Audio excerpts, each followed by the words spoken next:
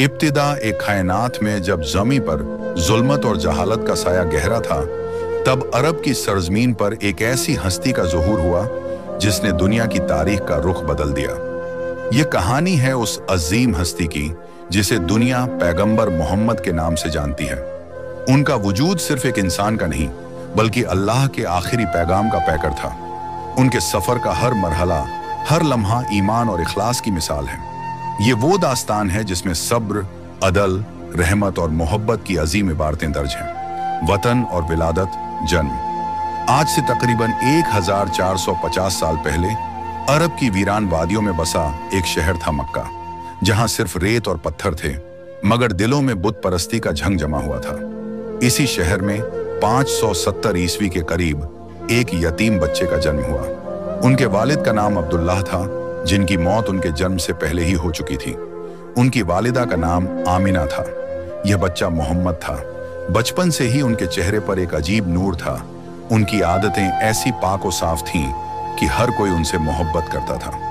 जब वह सिर्फ 6 साल के थे तो उनकी वालिदा भी इस दुनिया से रुखसत हो गईं। अब उनका सहारा उनके दादा अब्दुल मुत्तलिब बने और उनके इंतकाल के बाद उनके चाचा अब्बू तालिब ने उनकी परवरिश की। नबवी से पहले की जिंदगी, पैगंबर बनने से पहले का जीवन।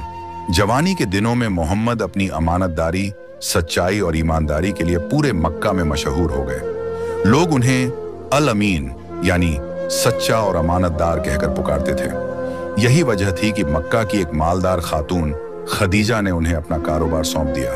उनकी मेहनत और ईमानदारी से मुतासिर होकर खदीजा ने उनसे शादी का पैगाम भेजा। 25 साल की उम्र में उन्होंने खदीजा से निकाह किया, जो बाद में इस्लाम की पहली औरत बनी। नबवी और हिजरत, पैगंबर बनना और मदीना जाना। जब उनकी उम्र 40 साल हुई तो उन्हें तन्हाई और इबादत का शौक पैदा हुआ। वह मक्का की गार हीरा में जाकर ध्यान लगाते। एक रात जब वह ध्यान में मसरूफ थे तो हजरत जिब्राइल फरिश्ता अल्लाह का पैगाम लेकर उनके पास आए। जिब्राइल ने उन्हें अल्लाह का पहला कलाम सुनाया और कहा, पढ़ो अपने रब के नाम से जिसने पैदा किया। इस वाक़े के बाद पैगंबर मोहम्मद को अल्लाह का पैगाम मिला और उन्होंने दुनिया को एक खुदा की इबादत करने और बुत परस्ती छोड़ने का पैगाम देना शुरू किया। शुरू में उन्हें बहुत मुखालिफत का सामना करना पड़ा। मक्का के बड़े सरदार और सरमाएदार उनके दुश्मन बन गए। उनके मानने वालों पर जुल्म और सितम ढाए गए, लेकिन पैगंबर मोहम्मद ने सब्र और हिम्मत से काम लिया। जब जुल्म की इंतहा हो गई तो अल्लाह के हुक्म से वह 622 ईस्वी में अपने कुछ साथियों के साथ मक्का से यसरिब, जो बाद में मदीना कहलाया, हिजरत कर गए। ये वाक़या हिजरत के नाम से मशहूर है और यहीं से इस्लामी कैलेंडर की शुरुआत हुई। मदीना की हुकूमत और जंग, मदीना में शासन और युद्ध, मदीना में उनका खैर मकदम किया गया। उन्होंने वहां एक नए इस्लामी समाज की बुनियाद रखी, जहां हर मजहब के लोगों को आज़ादी और इंसाफ मिलता था। इस दौरान मक्का के मुखालिफों ने मदीना पर हमले किए। जंग बदर, जंग ओहद और जंग खंदक जैसी कई लड़ाइयां हुईं, जिनमें मुसलमानों ने बहादुरी और ईमान का मुजाहिरा किया। पैगंबर मोहम्मद ने कभी भी जुल्म और जोर से काम नहीं लिया। उनका मकसद जंग नहीं, बल्कि अमन और इंसाफ कायम करना था। उन्होंने अपने दुश्मनों को भी माफ कर दिया। फतह ए मक्का और वफात, मक्का की विजय और मृत्यु।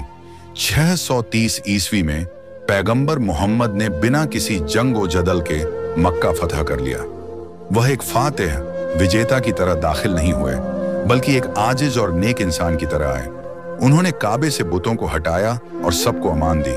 अपनी जिंदगी के आखिरी दिनों में उन्होंने हज्जतुल विदा, आखिरी हज का खुतबा दिया, जिसमें उन्होंने इंसानियत को इंसाफ, बराबरी और रहमत का पैगाम दिया। 632 ईस्वी में अल्लाह का यह अजीम पैगंबर इस दुनिया से रुखसत हो गया, लेकिन अपनी जिंदगी और तालीमात के जरिए एक ऐसी रोशनी छोड़ गए जो आज भी पूरी दुनिया को मुनव्वर कर रही है।